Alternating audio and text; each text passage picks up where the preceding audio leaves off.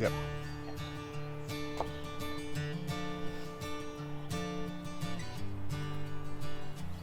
Dave from Missouri asks, what is the difference between survival, camping, bushcraft, and primitive skills?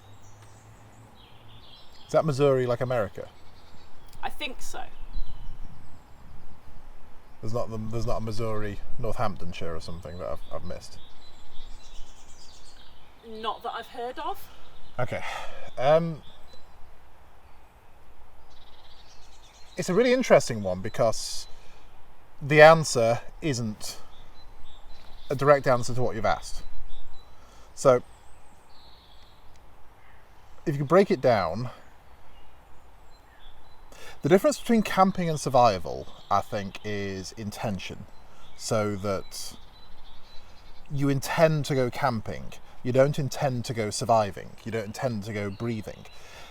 You hear people say this, and you find YouTube videos for this, and there's all sorts of content online and social media things where people say, I'm off to the woods this weekend to do survival camping. You could just knock the word survival out of that and say, I'm going to the woods this weekend to go camping, because you're going there with the intent of sleeping out in a tent or under a tarp or in a hammock or under a leaf litter shelter, or sleeping out in the woods somewhere away from a house, away from sort of the structure of civilization. That's what camping is. The fact that you're doing it with fewer items, or you're doing it more uncomfortably, or with fewer resources, doesn't really change the fact that it's still camping. That's not to negate it, that's not to put it down, because I've made my life and my career effectively from doing stuff like that. But people get this idea that because it's camping, therefore it's campsite and a little bit of luxury, and the toilets are just over there, and there's a clean water coming out of a tap over there. But that's just a venue for it. That's just one way of doing it. If you're sleeping in a bivvy bag on the side of a mountain somewhere in Scotland, or you're in a tent in the death zone on Everest, you're still camping. It's still a way of living. It's a way of getting that overnight rest aspect into what you're doing. So survival isn't something you intend to go out and do any more than any of you listening are surviving by just breathing in and out. Now, if you're not dead, you're surviving, because just by the definition of that word. So survival isn't something, in the context of people talk about it, survival training, a survival situation. It's not something you intend to go out and do. It's a situation you find yourself in. We have that whole podcast, Modern Outdoor Survival, which talks about this, which talks about that good survival training isn't about having exactly the right things in your pockets and this thing and this tool on your wrist and then waiting for disaster to happen. It's about having good training, making good decisions at the right times, making the best decisions you can before you go and do the thing, making good decisions while you're doing the thing. That's what survival training is. But a survival situation generally is something that it's not something you intended to do. It's something you found yourself in. Your car loses grip on a wet country road in the middle of the night, and you find yourself now having to correct and steer into the skid. That's sort of a survival situation. And if you know how to do that, you steer into the skid and you apply power or braking at the right moments, then you can recover that situation. But that's a mini survival situation. Just in the same way that if you're light aircraft on flying through the backcountry in Alaska or Canada, if that develops engine trouble and you've got to put down somewhere, well, that's going to probably put you in a survival situation as well. So that intention, I think, is the difference between camping and survival. So if you're watching this and that's how you define what you do, you go out and sleep in the woods under a shelter made from improvised shelter made from natural materials, or under a big tarp canopy like we have here, or you're in a camp like this one, it's still camping, but that doesn't mean that one is greater than the other. It's not survival is tougher and that's what real men do. It's no, if you're sleeping in a tent on the ice sheets in Antarctica, that's still camping. It doesn't reduce the toughness of it by calling it camping. It's okay to call things camping. Every time I've slept out intentionally, I was camping, no matter where I was in the world. Survival is the thing that you find yourself in accidentally. You don't go out intending to end up in a survival situation, or at least I hope you don't. Bushcraft that's the tricky thing, because the definition of bushcraft has changed. As much as I'd like it to have not done, it has changed, and I can't really avoid that. What I grew up in the 80s and 90s understanding of that word, more so the 90s, and then in the early 2000s decided to become an outdoor instructor and become a mountain leader and did all those other things. And what I did then, and that word bushcraft that was attached to some of those things, that is not the definition that I had in my mind then and other people had in their minds then.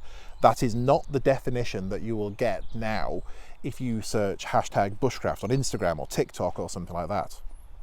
What you'll probably find is people building stuff in the woods. And I think the problem for that lies, well, it's a combination, the reason for that is a combination of the internet and foreigners.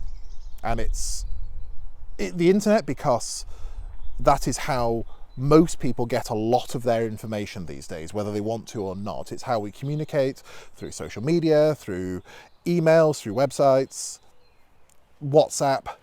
We are using the internet to connect with people on the other side of the world, including people in Missouri who send me in weird questions. That information stream, that information network has skewed definitions, because people want to make content, particularly for social media, but for websites as well. People want to make content that matches the broadest definition of the term. So if you want to make content about woodworking, then you would make lots of videos about the broadest definitions of woodworking. But if you wanted to say, right, we're going to make a video about woodworking, and you only did marquetry, you only did that that thing where you inlay tiny pieces of veneer in very intricate patterns on fine furniture, that would knock out the vast majority of what people would call woodworking around the world. So generalization is how information is spread across the internet. You can find niches, you can go down rabbit holes of chasing one particular subject, and you can find a lot of information, but at the top level, you're looking at very, very, very, very general terms. And I say foreigners because this is hopefully going to avoid a YouTube strike. I'm talking about language. I'm talking about English language versus every other language on earth. Because English generally is the language of internet traffic. Most apps, most big apps, most platforms will automatically translate other languages into English for you. Browsers and YouTube and things like that will all have a button, translate this tweet, translate this video, and they'll put it out into an AI, an artificial intelligence understanding of what it thinks the language is that's being spoken or written, and the language that you want it to be. It's never perfect. Anyone who's ever tried to translate stuff from English into another language that you already know, like I'm trying to translate stuff from English into Welsh or Welsh into English, it's 95% accurate, sometimes 90%, but every now and again you come across this one word that throws the whole thing out. I think that's what's happened with bushcraft, where automatic translations of things have taken a word that was mostly from the English-speaking world. So bush, it's an old Boer word, and I'm going to get people commenting now because I've mispronounced Boer. Dutch people in South Africa, before it was South Africa. It's a bastardization of their word for the woods, the backcountry, wilderness, bush. And then kind of in parallel, you have the Antipodean countries, you have Australia and New Zealand, both referring to their backcountry as the bush. The Australian bush and the Kiwis, New Zealanders call their forested areas and their backcountry the bush as well. And then you have the similar thing in Canada, and you have the bush there, particularly on the English-speaking side of it and the non-French side of it. And between those three places, you've got the word bushcraft that comes from there. So it is the craft of how you live in the bush, in the wilderness areas. And it's not, oh yeah, these are the things that you make to live in those places. This is the craft that you need to have in your brain, in the muscle memory in your body, in your choice of equipment, in your choice of route, and all of these other things, in your decision-making dynamic. This is the craft you need to have. So you need to, if you want to live in these areas and thrive in them and be able to work with these landscapes, work with nature in these places, you need to have this craft. It's craft as in tradecraft, as in fieldcraft, as in a good sense, as in common sense. You know, it's that kind of craft. It's not building things from your hand. It's not that kind of craft. It's not like handicraft. So that's what bushcraft was. It was the skills required to live in these wilderness backcountry areas, and that wasn't particular to building any one particular thing. But then social media came and automatic translation came about, and effectively you weren't dealing with the English-speaking audience if you were writing a book about bushcraft or writing a blog post or something. You were dealing with everyone on Earth, which is just kind of the nature of the modern world. But that translation takes bushcraft and goes, well, what's bush? Bush is wilderness. What's craft? Craft is building. Oh, it's building stuff in the wilderness. Boop. And that's what you end up with. And that's basically what bushcraft has become for the majority of the world now. It's people building huts, people building forts, people building structures and really elaborate camps and all these other things in the woods, in what they are calling wilderness areas.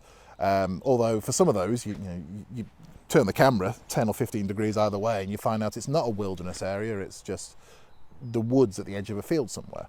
We're not in a wilderness area now, we're at the farm camp. If you've seen our other videos, this is just the farm camp. There's a road there, there's a road there, there's a house there, there's a house there, there's a house over there. We're in the middle of a farm. This is not a wilderness area. But I could build something over here and say I'm in a wilderness area, I'm in a wilderness camp. So that internet-driven way of communicating internationally has changed that definition of bushcraft.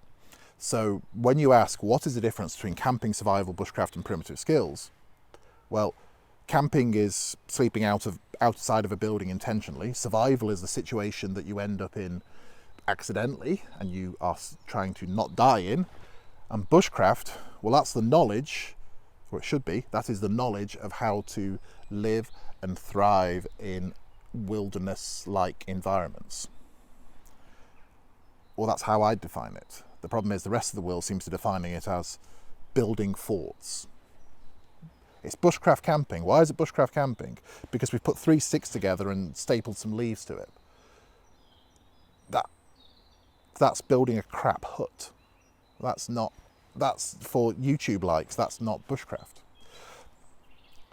So it sounds like I'm being down on it and being very negative about it. It's that with these terms, you have to not only understand what the original intention was, but also how it is perceived by the rest of the world. Because if you're consuming a wide range of content, and as I said, that internet's at a general level, then you have to understand what everyone else's intention is when they're making that content. What do they think they're producing? What do they think they're creating? So when you're consuming their content, and you're consuming this content, if you consume, you're watching this video, if you've watched this far, you're consuming it. What was my intention when making this? My intention was to answer this audience question. We do these videos periodically, and I answer what Amy, our producer, thinks are the good questions.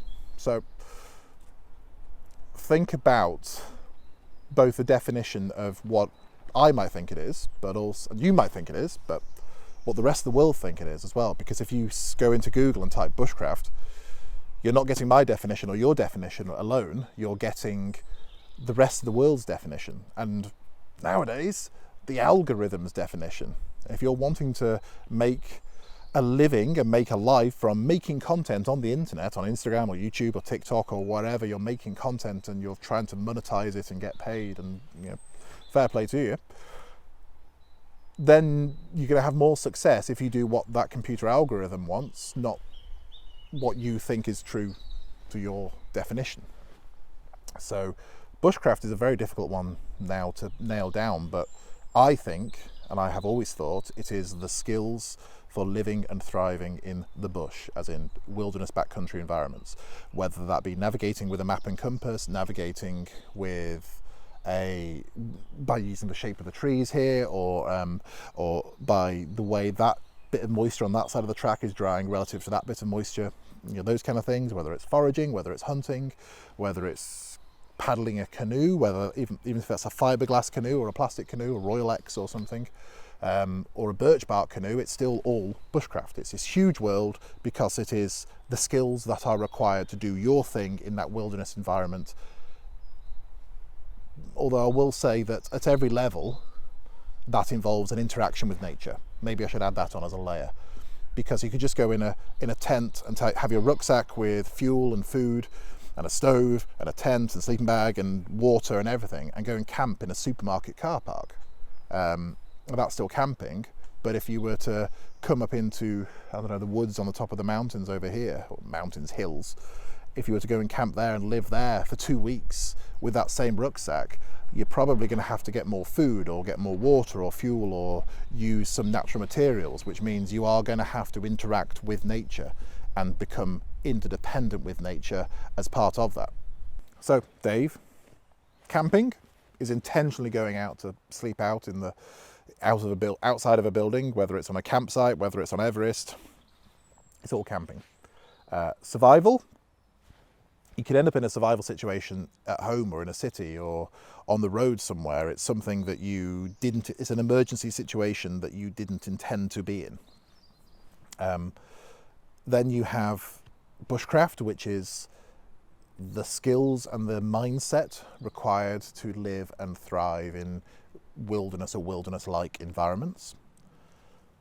And primitive skills. Well, primitive skills are, for my definition, they are the skills of our ancestors. They are the skills that I wouldn't put a cap on the Stone Age and the end of the Stone Age and the beginning of using metal tools, but when you think about the timeline of our species and say we've been around as humans on this planet for 350,000 years, well, if that's that timeline there, then that's the bit where we've had modern tools right there. That's our ancestors. That's 350,000 years ago. That's now.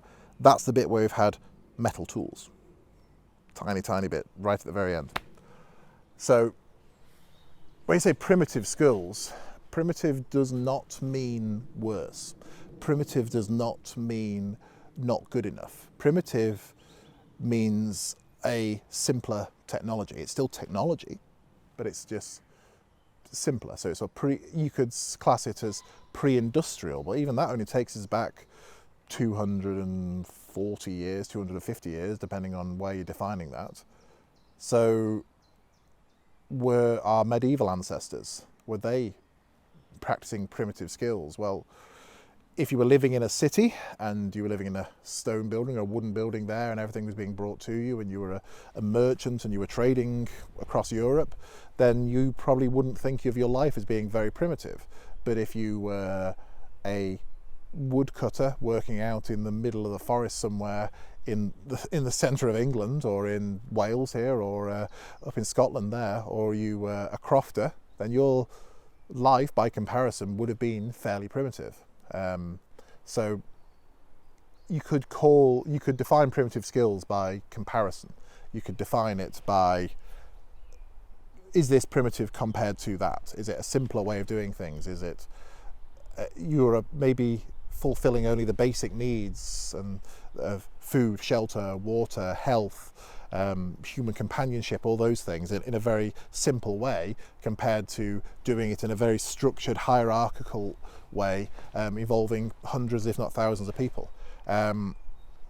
So primitive skills on a very broad level, and I always like broad levels. I like concepts rather than fixed ideas. I would say it is the skills that existed before a very complicated structure of doing things. And if you think about clothing and equipment now, well, these aren't primitive because who makes it? Helicon makes that. In order for this company to exist, to make this product, and I don't know, are these made in China, Far East somewhere, I don't know. But it's a Polish brand. So for Poland to exist and China to exist as countries, as sovereign states, then there's a lot of structure that has to be there, and a structure that has to be there in order for there to be international trade, and for there to be systems in place to pay for it, and for me to pay for it, and to get it here, and for legal frameworks for this to exist as a company in its own right. And that's just one brand. There's all the other brands I'm wearing. Whereas you compare that to this hat, which Amy made. So this is a hat that's knitted, hand knitted. Is it acrylic? Yeah, it's like an acrylic blend wool thing. So it's not full on wool, but it is wool-like, and this is hand knitted. This, I would say, is more primitive than this, because this started off as a ball of synthetic-ish wool, but it was knitted together by hand with very simple tools. So if we downgraded from this and got some wool from those sheep over there in that field, and Amy had carded the wool and spun the wool, and what else do you do to wool? It's bad. Yeah. So yeah, processing wool from short fibres in clumps as on the fleece of a sheep to long thin fibres, long thin spun fibres that then you can knit together in the same way. Is that a primitive skill? It's an ancestral skill. You know, people have been knitting and has been around for about 10 minutes after we worked out what we could do with wool, I think. And felting is an even more primitive way of doing that. So, but both of them require a less of a structure, less of a social structure, less of a resource structure around them, because with 2 sharpened sticks and that sheep over there, Amy can make me another hat. So is that a primitive skill? I'm guessing when you asked this, you were thinking of those channels where people, often in loincloths for reasons, are making really elaborate huts, really elaborate structures, those shelters that have steps that go down into them, and a swimming pool, and heated this and heated that. And there's the guy in Australia, the Primitive Skills Australia, if you're watching this, you probably know who I mean, who makes amazing things, and he shows you every single step. And if you click the subtitles, then he explains it, because he doesn't speak in the videos, but he explains what's going on. Fantastic skills. Making really elaborate things in a way that would be recognisable to First Nations people, to Indigenous people in similar climates around that strip of the earth. And you could do the same thing for stuff in the UK, because people have been living here for tens of thousands of years doing different things. There's a hill fort up there on top of the hill, made of stone, and it was basically made of stone and logs. Is that a primitive skill? If you were comparing it to the house I live in, yeah, it is a primitive one. But compared that to the mud hut that was just outside the walls, well, that was probably quite a fancy structure. If you're using primitive skills as being defined by what you see on the internet, because it's someone doing something in a way that would be recognisable to someone's ancestor, then yeah, I think that's a good definition of primitive skills in its own. It's something that's doing things in a way that is more traditional, that is using fewer resources or more local resources, using fewer tools, using less of a structure behind it to make a thing or achieve a thing or find food or hunt or whatever it might be. Because you can have primitive hunting skills and primitive navigation skills, primitive cooking skills, because our ancestors were doing this for tens or hundreds of thousands of years. So there is no one definition of primitive skills beyond just a very simple traditional way of doing something that uses resources that are maybe found locally but do not require a massive structure to bring them all together. I really didn't expect this answer to take that long, but I think I went off on a bit of a rant there. To tidy it all up, camping, sleeping out of doors intentionally, using, well, just out of doors, and that's it. Really, it's a very simple definition. Survival being the thing that you didn't intend, it's a situation you didn't intend to get yourself in, but it's the one you have found yourself in, and now you need to do something about it in order to die. Because you can fail at survival. You know, lots of people manage that. Bushcraft, the skills to live in a wilderness or wilderness-like environment, or to work in those environments and to thrive there. And primitive skills, well, those are the skills of our ancestors or someone's ancestor, using simpler systems, simpler structures, and by structure I mean societal structures. You haven't got a factory doing halfway through a supply chain with raw material mining at one end, and then a factory, and then a national distribution hub, and then a retailer, and then you buy that thing to use it to do that thing. That's not primitive, because you've got all that stuff behind it. So those are my definitions of those four things. So if you've managed to keep watching through all of this, well done. I do have a habit of going off like this and just ranting on, but they are quite thick concepts. They're not very, very simple things that can be covered in 75 words in a paragraph. Or if you do cover it in that kind of very, very short description without any of the backstory to it, I think you end up with an overly simplified version of that definition that doesn't really mean anything. So I hope that helped. I hope that answered your question, Dave. And if you have any others, then please send them in. There's contact details below this video. There's our social media there. You can leave them in the comments. We'll try and answer them as best we can. Thank you.